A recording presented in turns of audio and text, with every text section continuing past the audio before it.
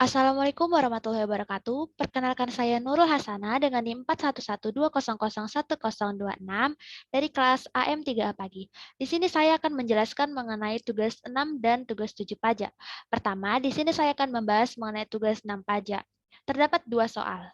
Soal pertama, Ibu Aini merupakan memiliki toko emas dan telah dikukuhkan sebagai PKP pada bulan Januari 2019. Terjadi transaksi penjualan emas perhiasan sebesar 150 juta. Berikut biaya pembuatannya sebesar 35 juta dan penjualan emas batangan sebesar 60 juta. Diminta hitung PPN atas transaksi tersebut dan bagaimana mekanisme pemungutannya. Baik, berdasarkan keterangan tersebut, maka perhitungan pajak emas perhiasannya itu ialah PPN yang dipungut dari pembeli atau PPN keluarannya itu tarifnya itu 2% dikali 150 juta. 150 juta sama dengan 3 juta. Penjualan emas batangan termasuk barang yang tidak dikenai PPN. Hal ini terdapat pada pasal 4 ayat 2 Undang-Undang RI nomor 42 tahun 2019. Maka yang dikenai PPN itu hanya 150 juta dikali 2%. Berdasarkan perhitungan tersebut, PPN yang wajib disetor oleh toko Ibu Aini senilai 3 juta. Kemudian soal nomor 2.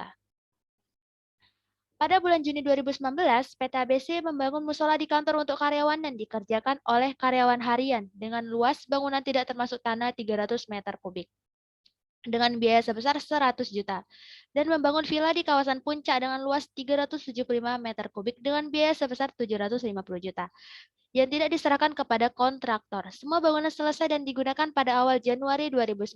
Diminta yang pertama, berapa PPN terutang atas kegiatan membangun sendiri? Nah, pembangunan musola, tempat ibadah.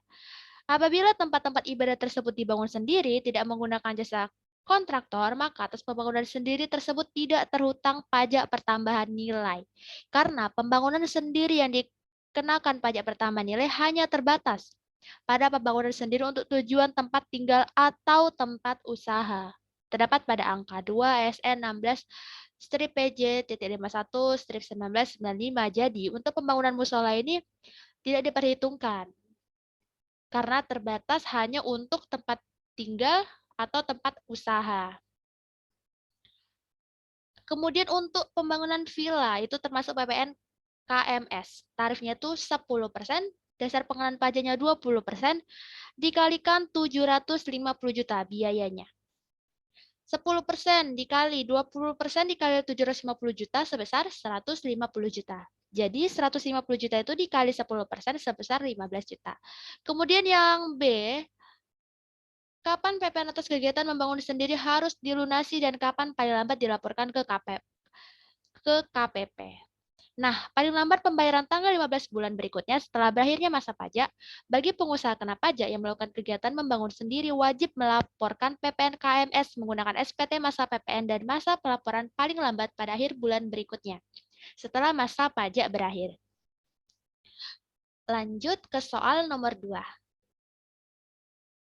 Nah, soal nomor 2 itu PT Dewi Angkasa Tour dan Travel adalah perusahaan yang bergerak di bidang usaha biro perjalanan wisata, bertempat kedudukan di Jalan Raya Sudirman nomor 1 Jakarta 14420. PT Dewi Angkasa Tour dan Travel telah terdaftar sebagai wajib pajak dengan NPWP 02345105432000 dan telah dikukuhkan sebagai PKP pada Oktober 2016. PT Dewi Angkasa Tour dan Travel akan menghitung dan melaporkan PPN dalam transaksi sebagai berikut. Yang pertama, pada tanggal 5 Oktober 2018, PT Dewi Angkasa Tour dan Travel memberikan pelayanan paket wisata kepada PT Araya yang beralamat di Jalan Magasi, Bandung dengan NPWP 0233 444560600 dengan jumlah tagihan sebesar 400 juta. Nilai paket wisata tersebut termasuk tiket pesawat dalam negeri sebesar 200 juta. Seluruh biaya langsung dilunasi. Nah, untuk 5 Oktober, PT Dewi Angkasa Tour dan Travel memberikan pelayanan paket wisata kepada PT Araya. PPN keluarannya berapa? Tarifnya itu 10%, dasar pengenaan pajak 10%, dikalikan 400 juta. Karena jumlah tagihannya tadi 400 juta. Dikurang 200 juta. 200 juta itu dari mana? Karena 200 juta itu seluruh biaya langsung dilunasi. Nah, sebesar 200 juta itu biayanya langsung dilunasi, jadi kita kurangi 200 juta. Maka 400 juta dikurang 200 juta sama dengan 200 juta dikali 10% sebesar 20 juta. Dikalikan 10% lagi yang tarif, jadi sebesar 2 juta. Kemudian yang kedua itu pada tanggal 9 Oktober 2018 memberikan pelayanan paket wisata dengan jumlah tagihan sebesar 400 juta kepada PT Jaya Selalu dengan NPWP 01001408324100 dan langsung dilunasi. Nah, untuk yang tanggal 9 Oktober, memberikan pelayanan paket wisata kepada PT Jaya Selalu. PPN keluarannya, tarifnya 10%, dasar pengenaan pajak 10% dikali 400 juta, itu jumlah tagihannya. Dan langsung dilunasi. Maka, 10% dikali 400 juta itu sebesar 40 juta, dikali 10% lagi sebesar 4 juta. Dan ini langsung dilunasi. Kemudian lanjut ke tanggal 20 Oktober. Tanggal 20 Oktober. Membeli komputer dan printer untuk keperluan operasional usaha kepada PT Wijaya. Nah, dia membeli printer untuk keperluan operasional usaha kepada PT Wijaya sebesar 65 juta dengan NPWP 01132119744100. Atas pembelian ini diterima faktur pajaknya tertanggal 20 Oktober dan kode seri 01000015000056. Baik, untuk tarifnya itu 10%. Harga belinya tadi 65 juta. Harga beli printernya tadi 65 juta. Kita kalikan. 10% dikali 65 juta jadinya 6.500.000. Lanjut ke pertanyaan berikutnya itu PPN-nya itu lebih bayar PT Dewi Angkasa Tur. Dah. Lebih bayarnya itu berapa gitu? PPN lebih bayar itu pajak keluaran dikurang pajak masukan. 6 juta dikurang 6.500.000 sama dengan minus 5 juta. Kenapa dia termasuk PPN lebih bayar?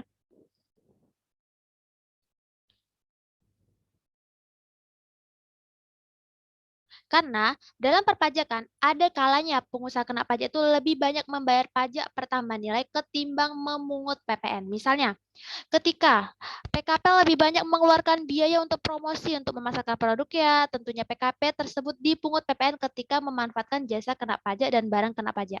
Nah, banyaknya pajak masukan, nih 6.500.000 tadi, tentunya saat dikreditkan dengan pajak keluaran, hasilnya akan menghasilkan kelebihan pembayaran pajak. Hal ini yang kemudian disebut sebagai PPN lebih bayar.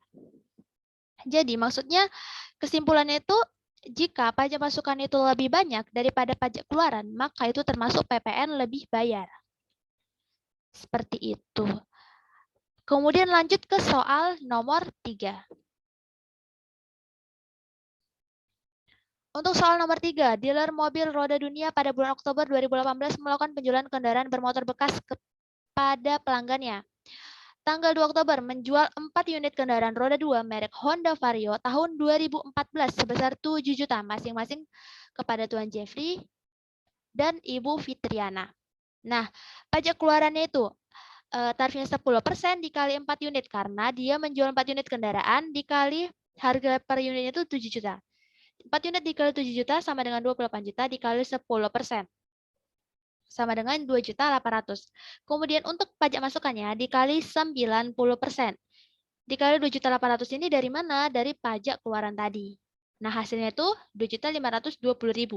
Untuk PPN terutangnya 280.000. Untuk dasarnya 90% ini dari mana?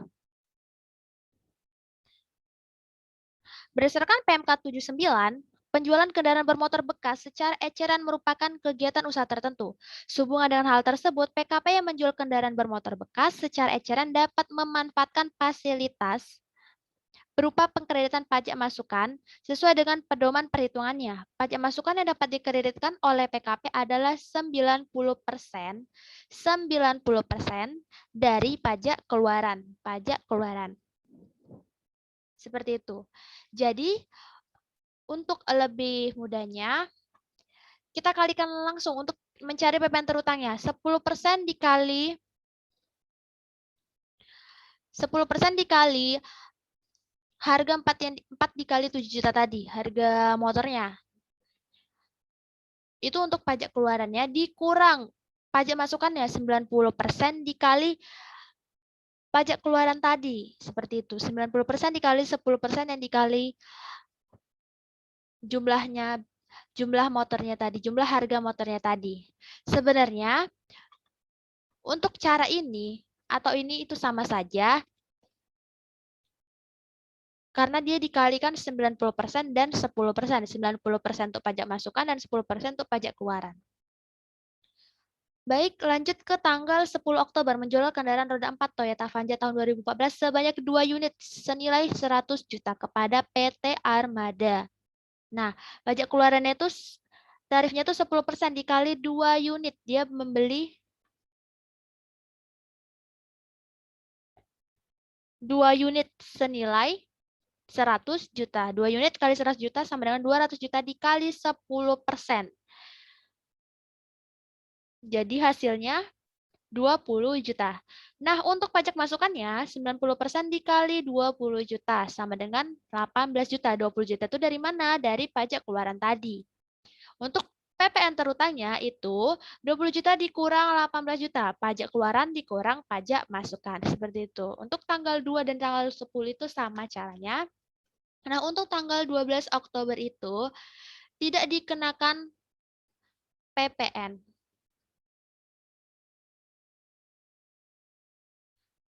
Kemudian, untuk tanggal 15 Oktober, menjual kendaraan roda 4 sedan sebanyak 1 unit 80 juta. Pajak keluarannya 10% dan dia 1 unit tadi. Baik, saya lanjutin. Dan tadi 1 unit dikali 80 juta karena harganya tadi 80 juta. 1 kali 80 juta dikali 10% sebesar 8 juta itu untuk pajak keluarannya. Dan untuk pajak masukannya itu 90% dikali 8 juta dari pajak keluaran tadi. Sebesar 7.200.000. Untuk PPN terutangnya kita kurangkan pajak keluaran dikurang pajak masukan. Nah, untuk tanggal 20 Oktober membayar tagihan telepon itu, dia tidak dikenakan PPN karena sudah termasuk PPN. Karena sudah termasuk PPN. Seperti itu. Untuk tanggal 25 Oktober membayar jasa servis AC sebesar 500 itu tidak dikenakan PPN karena termasuk pada PPh pasal 23.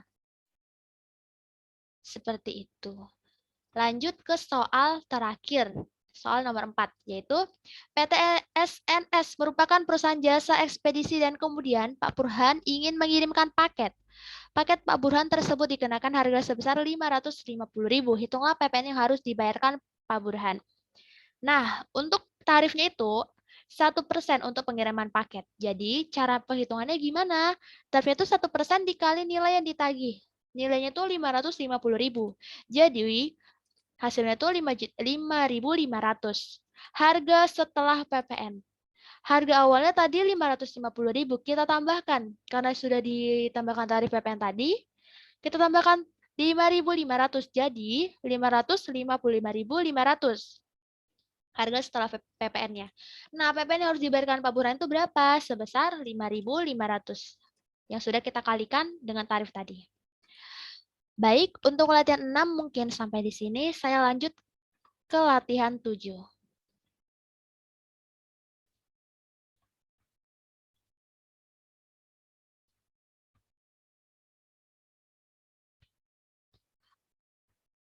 Oke, baik. Untuk latihan 7, soalnya hanya satu, yaitu PT Okta Komputer adalah perusahaan yang bergerak di bidang laptop. PT Okta Komputer didirikan pada Januari 2018 setelah terdaftar di Kantor Pelayanan Pajak Pratama Yogyakarta. PT Okta Komputer dikukuhkan sebagai pengusaha pajak pada 6 Maret 2019. Diketahui bahwa besarnya harga pokok penjualan adalah 75% dari nilai penjualan. PT Okta Komputer mencatat persediaan menggunakan sistem perpetual. Oke, baik. Untuk yang tanggal 1 Maret di bagian penyerahan. Menyerahkan 5 unit laptop Acer sebesar 3.350.000 kepada PT Asia Sport secara kredit. Nah, tanggal 1 Maret, lawan transaksinya tuh PT Asia Sport karena dia menyerahkan kepada PT Asia Sport. Nah, objek PPN-nya itu merupakan barang kena pajak. Nah, pemungut PPN-nya tuh PT Asia Sport. Kenapa? Karena PT Okta Komputer ini yang memiliki usaha ini, yang memiliki perusahaan ini, dia baru dikukuhkan sebagai pengusaha pajak pada tanggal 6 Maret 2019. Jadi dia belum bisa menjadi syarat pemungut PPN. Jadi untuk pemungut PPN itu lawan transaksinya. Kemudian dia termasuk ke pajak keluaran. Dasar pengenaan pajaknya itu 5 juta dikali 3.350.000 tadi sebesar 16.750.000. Kemudian untuk PPN-nya kita kalikan 10% yang dari DPP tadi. DPP dikali 10% sama dengan 1.675.000. Keterangannya PPN keluaran belum difakturkan atau kredit sesuai dengan soal tadi. Kemudian lanjut yang kedua itu tanggal 5 Maret menyerahkan 10 unit laptop HP sebesar 4 juta kepada CV Comnet secara tunai. Baik, tanggal 5 Maret lawan transaksinya itu CV Comnet. Objeknya itu barang kena pajak, pemungut PPN-nya tuh CV Comnet. Kenapa? Alasannya sama dengan tanggal 1 Maret tadi, karena ini masih tanggal 5 Maret, jadi dia belum termasuk pengusaha pajak. Karena dia dikukuhkan untuk pengusaha pajak itu pada tanggal 6 Maret 2019.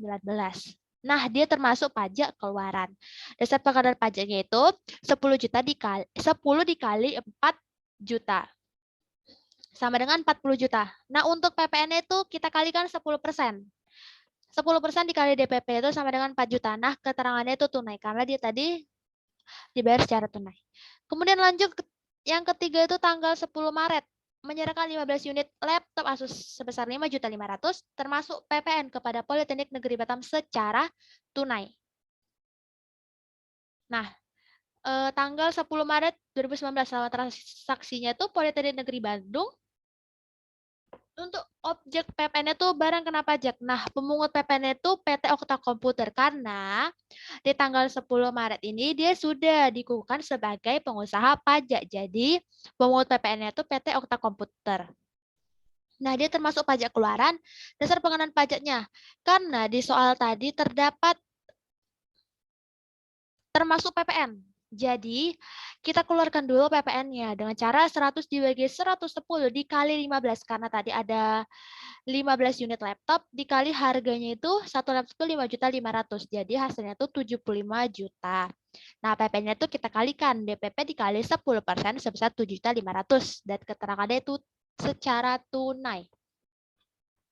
Kemudian yang keempat itu ada tanggal 20 Maret menyerahkan 2 unit laptop HP sebesar 3.850.000 kepada PT Grasindo secara tunai. Nah, tanggal 20 Maret lawan transaksinya itu PT Grasindo, objek PPN-nya itu barang kena pajak. Nah, pemungut PPN itu PT Okta Komputer. Termasuk pajak keluaran. Dasar pengenaan pajaknya itu 2 dikali 3.850.000. Tadinya 2 unit laptop HP dikali 3.850.000 sama dengan 7.700.000. Kita kalikan 10%, DPP dikali PPN. 10% itu sama dengan 770.000. Nah, keterangannya itu secara tunai. Kemudian yang kelima, tanggal 25 Maret menyerahkan 100 unit laptop Acer sebesar 5 juta kepada PT Krakatau secara kredit. Nah, tanggal 25 Maret, lawan transaksinya itu PT Krakatau, objek PPN itu barang kena pajak, dan pemungutnya itu PT Okta Komputer. Termasuk pajak keluaran, dasar pengenaan pajak itu 100 unit tadi dikalikan 50 juta, sama dengan 500 juta. Nah, untuk PPN itu DPP dikali 10% sama dengan 50 juta. Untuk keterangannya itu PPN keluaran belum difakturkan karena dia secara kredit tadinya. Nah, yang keenam, tanggal 28 Maret menerima nota retur nomor NR strip 3 strip 2019 KRKT beserta 3 unit laptop Acer sebesar 5 juta dari PT Krakatau atas penjualan tertanggal 25 Maret 2019. Nah, dia menerima retur dari penjualan 25 Maret tadi. Lawan transaksinya itu PT Krakatau, objeknya itu barang kena pajak. Nah, pemungut PPN itu PT Okta Komputer. Dia termasuk pajak keluaran. Dasar pengenalan pajaknya itu 3 dikali minus. Kenapa minus? Karena dia retur. Dia menerima kembali retur tersebut. 5 juta itu merupakan harga per satu unitnya. Jadi kan tadi yang diretur itu 3 unit. Jadi 3 dikali minus 5 juta sama dengan minus 15 juta. Untuk PPD, dikali PPD itu DPP dikali tadi PPN-nya 10%. Jadi minus 1.500.000. Keterangannya itu retur mengurangi PPN keluaran.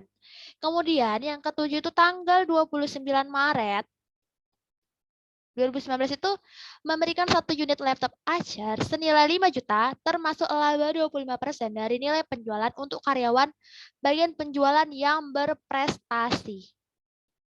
Nah, lawan transaksinya itu karyawan berprestasi, objek PPN itu barang kena pajak, pemungutnya itu PT Okta Komputer, dia termasuk pajak keluaran, dasar pengenaan pajaknya itu 5 juta dikali 75%. Kenapa? Karena tadi di soal 25% itu udah termasuk laba, jadi kita kurangin.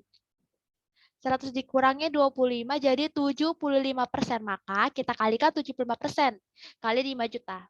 Sebesar 3.750.000. Nah, untuk PPN-nya kita kalikan dengan tarif 10% sebesar 375.000. Untuk keterangannya itu merupakan hadiah. Kemudian yang ke-8 itu tanggal 30 Maret 2019 menyerahkan 5 unit laptop HP sebesar 3.200.000 ke PT Jaya Abadi di Batam secara tunai.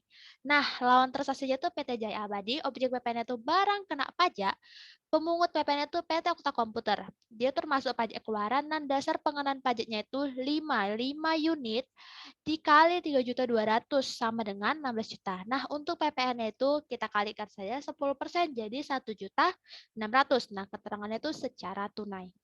Kemudian yang ke-9, tanggal 30 Maret juga 2019 menyerahkan 50 unit laptop Toshiba sebesar 5.500.000 ke PT Intelkom secara kredit. Nah, lawan transaksinya itu PT Intelkom, objek pajaknya tuh objek PPN-nya itu BKP, pemungut PPN itu PT Okta Komputer. Dia termasuk pajak keluaran. Dasar pengenaan pajaknya itu dari 50 unit tadi dikalikan 5.500.000 sebesar 275 juta. Untuk PPN-nya kita kalikan 10% jadi sebesar 27.500.000 termasuk PPN keluaran belum difakturkan atau kredit. Nah, kemudian untuk perolehan. Pertama, di tanggal 2 Maret 2019 membeli 50 unit laptop Acer sebesar 2 juta secara tunai dari PT Kurnia Koms yang sebagai PKP. Nah, tanggal 2 Maret, lawan transaksinya itu PT Kurniakom, objek PPN itu barang kena pajak. Nah, pemungutnya itu pemungut PPN itu PT Kurnia karena di soal PT Kurnia itu termasuk PKP. Seperti itu. Jadi pemungut PPN itu PT Kurnian dan ini termasuk pajak masukan. Dasar pengenaan pajaknya itu 50 unit dikali 2 juta sebesar 100 juta. Nah, untuk PPN itu kita kalikan 10%. Yang DPP tadi kita kalikan 10% jadi 10 juta. Nah, untuk keterangannya itu dapat dikreditkan. Kemudian yang kedua, tanggal 9 Maret. Tanggal 9 Maret itu membeli 100 unit laptop HP sebesar 2.500.000 secara kredit kepada PT Jaya Komputer. Nah, PT Jaya Komputer itu sebagai PKP. 9 Maret. Lawan transaksinya itu PT Jaya Komputer, objek PPN itu barang kena pajak, pemungutnya itu PT Jaya Komputer karena dia termasuk PKP tadi dan dia termasuk pajak masukan. Dasar pengenaan pajaknya itu 100 unit tadi dikali 2.500.000 sebesar 250 juta. Nah, untuk PPN itu kita kalikan 10%. 10% dikali DPP jadi sebesar 25 juta. Untuk keterangannya dapat dikreditkan. Kemudian yang ketiga, tanggal 10 Maret.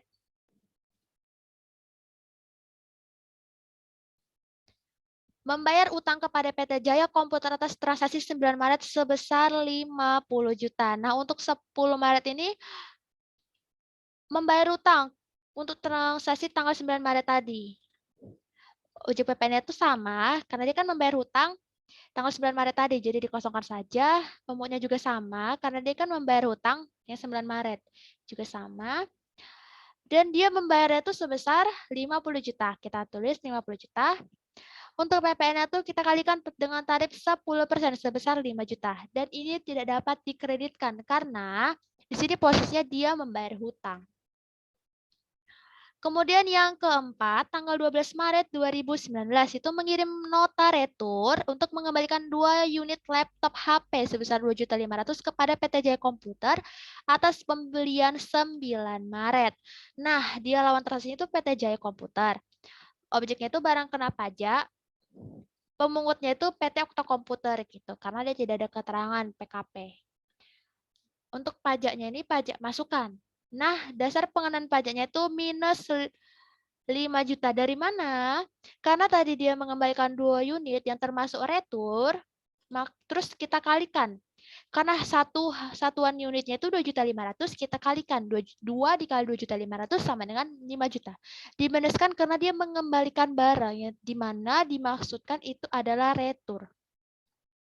Kemudian untuk PPN-nya kita kalikan 10%, jadi minus 500.000. Tidak dapat dikreditkan karena merupakan retur. Kemudian yang kelima, tanggal 22 Maret 2019 itu membayar jasa konsultasi perpajakan sebesar 11 juta termasuk pajak kepada kantor konsultan pajak. Nah, kantor konsultan pajak itu merupakan PKP. Tanggal 20 Maret, lawan transaksinya itu kantor konsultan pajak, objeknya itu jasa kena pajak karena tadi di soal tuh membayar jasa konsultasi. Untuk pemungutnya itu kantor konsultan pajak dan ini termasuk pajak masukan. Dasar pengenaan pajaknya ini karena dia tadi termasuk pajak, jadi kita keluarkan. Kita dengan cara 100 dibagi 110 dikali tadi jasanya 11 juta dikali 11 juta. Jadi hasilnya itu 10 juta. Kemudian untuk PPN-nya kita kalikan saja dengan 10% jadi 1 juta. Dan ini dapat dikreditkan. Kemudian yang keenam itu tanggal 25 Maret 2019. Yaitu membeli sedan sebesar 300 juta secara tunai. Dan ini termasuk penjual PKP. Nah, tanggal 25 Maret. Lawan transaksi itu penjual sedan, objek PPN itu BKP, barang kena pajak, pemungut PPN itu penjual PKP, dan ini termasuk pajak masukan. Dasar pengenalannya itu 300 juta, di soal tadi membeli sedan sebesar 300 juta, kemudian PPN itu kita kalikan 10%.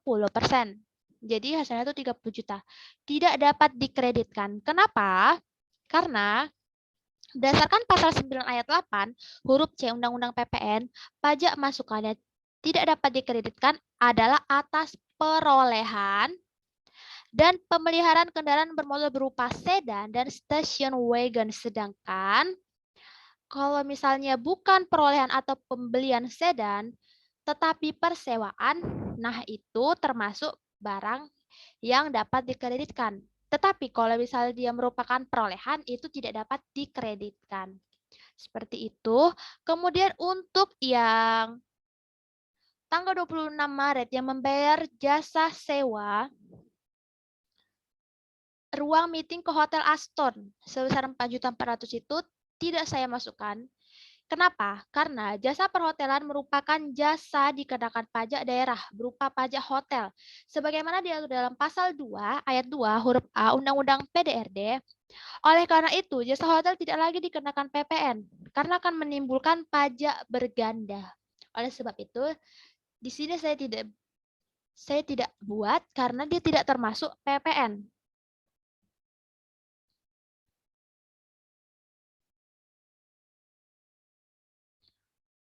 Jasa hotel yang tidak dikenakan PPN itu dijelaskan lebih lanjut dalam pasal 2 ayat 1 Peraturan Menteri Keuangan PMK nomor 43 PMK.010/2015 tentang kriteria atau rincian jasa perhotelan yang tidak dikenai PPN tadi. Nah, itu kriterianya itu apa saja?